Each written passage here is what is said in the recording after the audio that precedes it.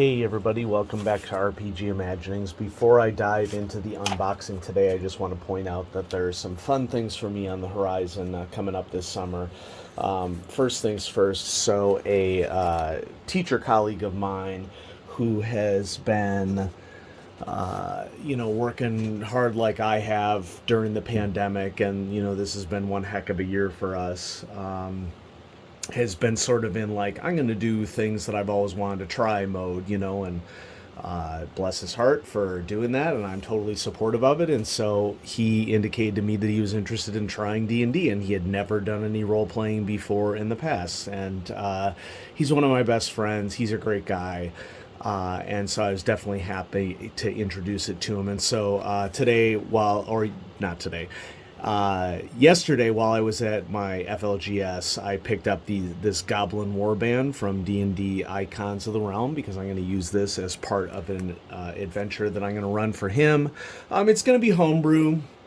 I tend not to run out of supplements at all for D&D, especially because I want to customize games to what people want. And he had mentioned some fantasy elements that he definitely wanted to have. And so another friend of mine and I yesterday worked on cutting out some terrain pieces from Dungeon Craft that I could use in the game, and I've just been in the process of prepping that game for him.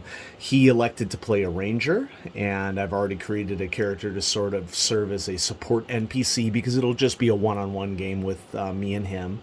And he's getting some snacks and beverages for us, and so it's going to be a really, really fun time.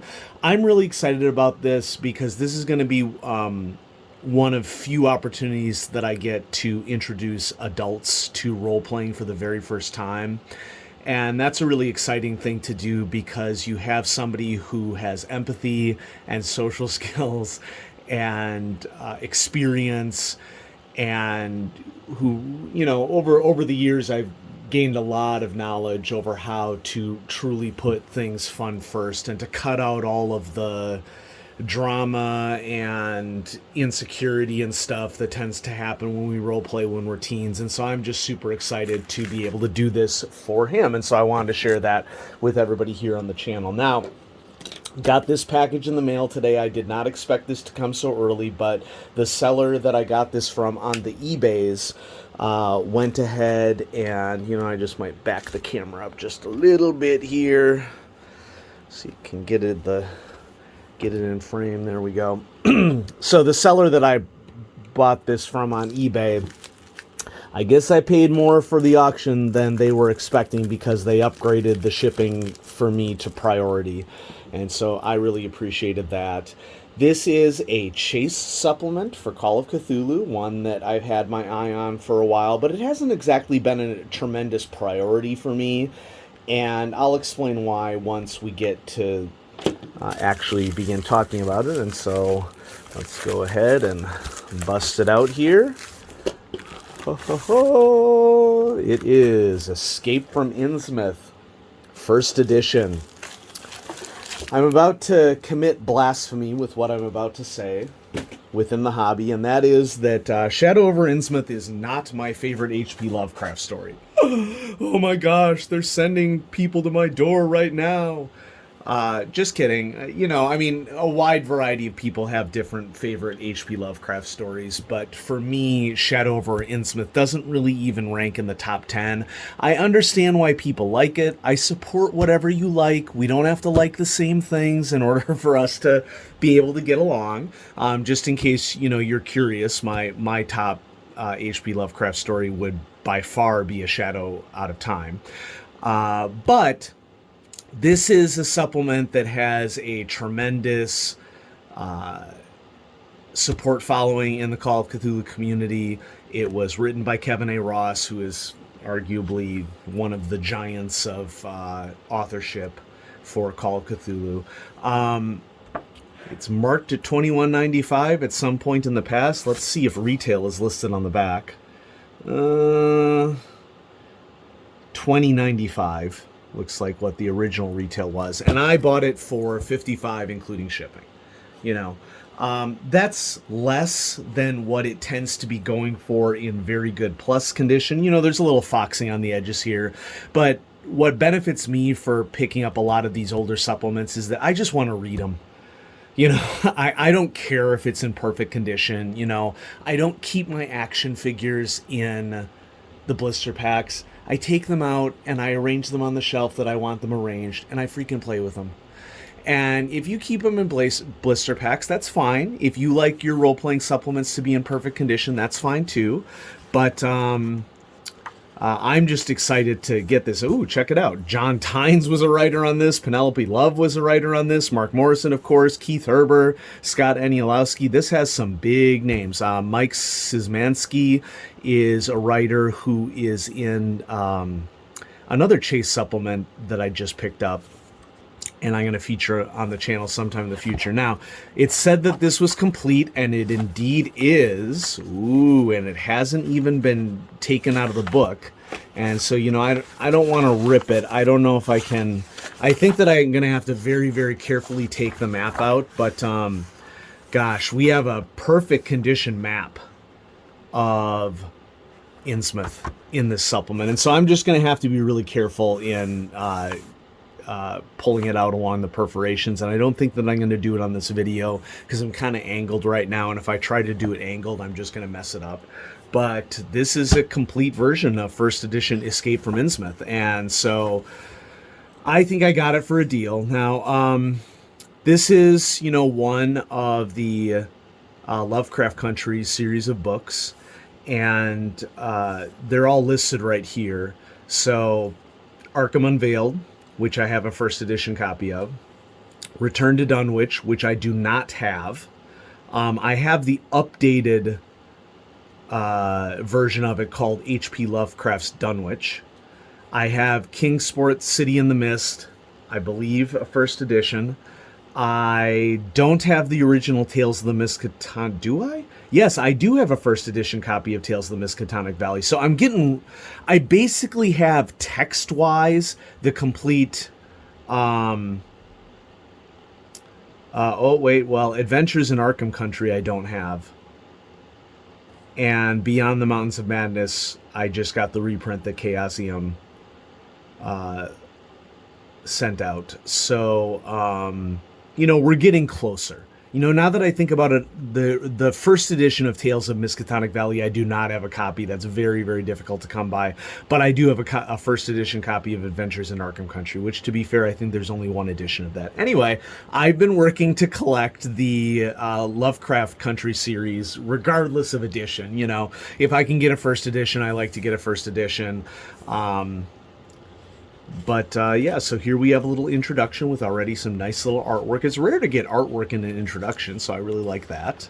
And let's just do a quick little leaf through since I unboxed this. I like the art style on this with just like pen and ink drawings. So we have a section on Mysterious Innsmouth.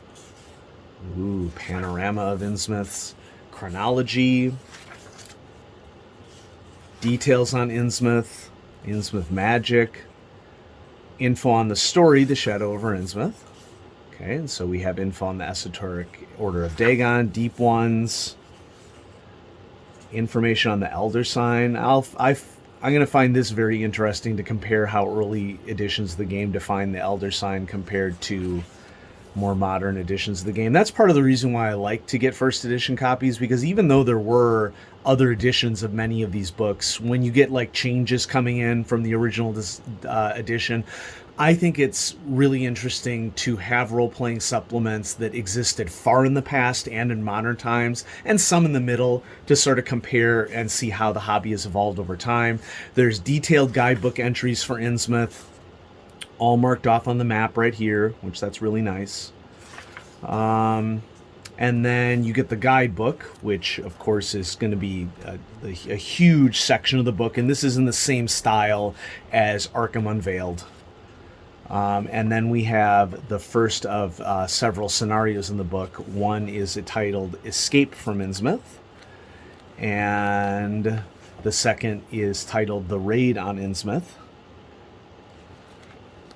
Okay. And wow, The Raid on Innsmouth is a long scenario. Holy crud. This is practically like a campaign length for these two things. basically, if you're new to Call of Cthulhu, the page count of scenarios was a lot shorter because the text was a lot tighter. There was generally just less art and a lot more text. And so whereas an older adventure for Call of Cthulhu could run anywhere from 10 to 20 pages, and a 20-page scenario would be considered a really, really long scenario, modern scenarios have been broken out a lot more by art and layout and things like that. And so we're going from page 73 to page 150, essentially. Wow.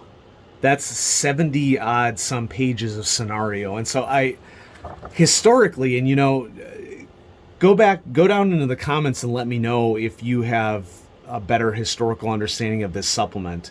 So this supplement lists, there being 2 adventures or 2 scenarios in here, but this is pretty darn meaty for early 1990s era Call of Cthulhu.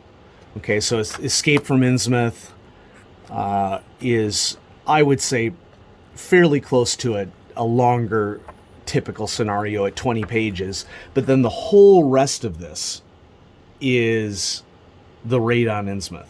Let's just go ahead to running this adventure because we might get a little bit more insight here. The raid on Innsmouth is a unique scenario presented as 5 separate raid actions called objectives or mission. Each of these is divided into 3 parts. Part 1 of each mission is run in a specific order, followed by part 2 of each mission, again in a specific order. And so really, is this 5 meaty encounters? Would we call these raid actions encounters in modern gaming parlance? I don't know.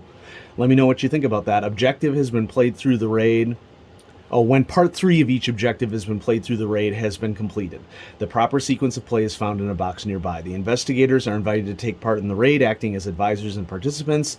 They will be asked to split up, each investigator taking part in a different objective, either of their choosing or is chosen for them by the keeper. Ideally, there will be 1 investigator for each mission. I see. That's really interesting. If there are less than 5 investigators, a player may wish to have one of his backup investigators accompany a raiding party. If there are more than 5 players with investigators, it is perfectly acceptable to have more than 1 investigator on a given mission. So this is really interesting. It's essentially like 5 one-on-one encounters to have with your players. And so I'm super glad that I got this now, because I did not realize that that Kevin Ross was trying something like that, in this supplement. And, it's awesome whenever I see creativity expressed in scenario writing and not the same old, So, and then the book is rounded out. I think I saw some scenario seeds here, so let's check that out. So we have Sinister Seeds for Innsmouth Adventures. We have supporting character sheets, which is nice. Innsmouth Hybrids and Deep Ones, a raid record that you can have. That's cool, because that's really nifty, because like all the NPCs for each objective are listed, and it just is a lot easier for the keeper to keep track of that stuff. I love keeper aids like that. And then we have these Sinister Seeds, which, for a Sinister Seeds section, this is pretty meaty for the time, okay? When you have a Adventure Seeds section of role-playing, they're usually not this involved, okay? And then this is going to be really cool to look over, and feel free to pause the video and check this out. So here is sort of like a mini Chaosium catalog for this time. Okay, that not only Call of Cthulhu, but Pendragon, and I'm going to assume that there's some Elric in here as well. Gloranthan Fiction, Stormbringer, there it is. Prince Valiant, ElfQuest, Thieves World. Nice. And then, of course, I'm going to right away mail this in. Probably not, because I don't know that this office location exists again. But, hey, hi Chaosium, I just bought Escape from Innsmouth. I love these original role-playing game cards because, 92, the internet did exist, but people were not sending a lot of emails in 92, let me tell you. I mean, I remember as far back as 91 having a friend who had a computer, but it wasn't connected to the internet. He didn't have an email address. Only adults with very specific technical jobs had email addresses, and they tended to be like CompuServe.com email addresses. And yes, I know there were email addresses in the military and stuff before then, but yeah. So glad that I picked this up, adding it to the collection. It's going to be a really nice ad. And yeah, pop down in the comments and let me know what you remember about Escape from Innsmouth. I have a lot of other great things coming up on the channel. Still finishing up the school year. Okay, and so I'll update you with things as we progress. Probably the other big news for me is that my playgroup and I are going to be meeting together in person for the first time in a really, really long time. We will all be fully vaccinated, and we're having an extravaganza where one of our players it's his birthday, and we'll have our normal food that we always have, which we haven't had for, gosh, a year and months. A year and several months. I mean, we haven't gotten together since, I want to say, February of 2020. And it's now May 2021. And in June 2021, June 14th, I think, whatever that Saturday is the big date in which we're all getting back together. And we've been really fortunate that we've been role-playing over Discord and continuing our game, and everybody seems really excited. There's some really awesome stuff that's been happening in our Call of Cthulhu campaign. And so, yeah, maybe I'll do a campaign diary again of that pretty soon. And so, thanks for watching, everybody. I hope you have a good evening, and thanks for watching RPG Imaginings. Have a great day.